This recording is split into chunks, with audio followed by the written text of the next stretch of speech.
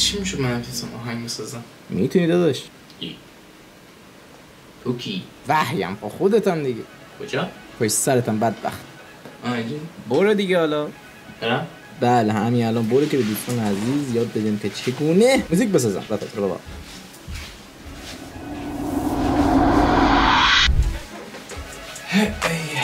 آره رفیق الان بهت میگم من اومدم.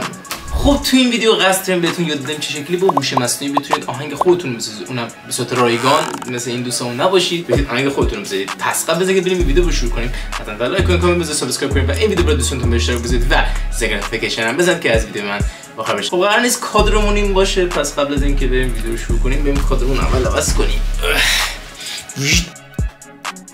الان خیلی بهتر شد. خب اسم این هوش مصنوعی سونو هستش، SUNO، یا داخل اپ استور بزنید میاد که All Songs.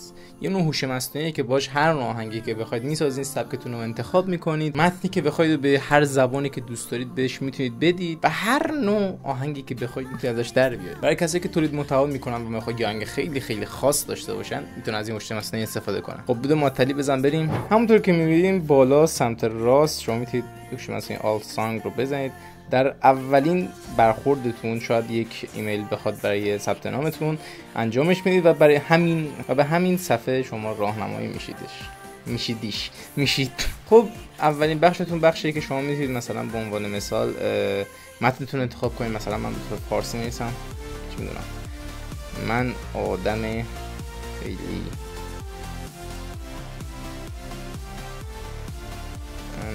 مثلا من همیشه آدم خیلی خفنم و هیچکی بهتر از من نیست، چرت و پرت.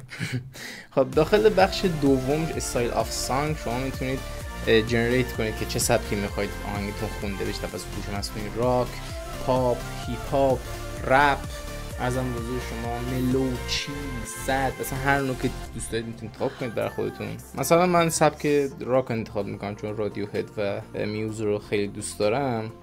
و بخش آخر میشه سانگ تایتل یا همون مثلا اسمشون، یه چیز الکی میتونید بنویسید. خب حالا من اینا رو انتخاب کردم، راک یا مثلا لایتش رو یا متنش رو انتخاب کردم و اسم آهنگم نوشتم. وقتی روی کریت سانگ بزنید شما آهنگتون ساخته میشه. حالا من از قبل یه آهنگ آماده کردم، مثلا میام رو بخش وسط میزنم و این بالا من بخش صد راک انتخاب کردم، 1 دقیقه آهنگ برام ساخته و اسم تایتلم مهرابه. بریم گوشش کنیم.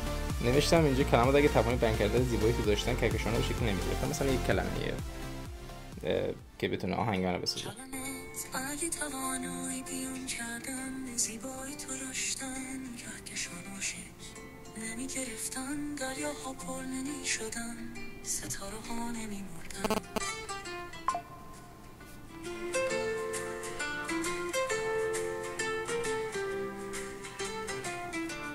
حالا هر چقدر بخواید از یک آهنگ بیشتر نمیتونید بسازید، برای خودتون مجبور اشتراکش رو تهیه کنید. $8 و $10 رو داره. اینجا من نوشتم که کلمات اگه توانی بیان کردن زیبایی تو داشتن کهکشان‌ها شکل نمیگرفتن، دریا پر نمیشدن، ستاره نمیمردن و این رو دقیقاً برای من به یک سبک موزیک در آوردش. خب همین بودش. میدونم خیلی ویدیو کوتاهی بود ولی کوتاه بود و مختصر. همین.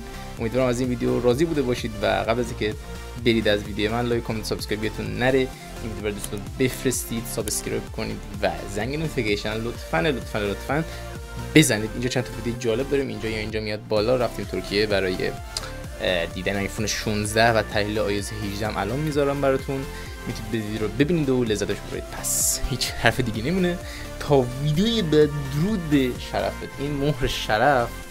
تخ. آره مهر شرف.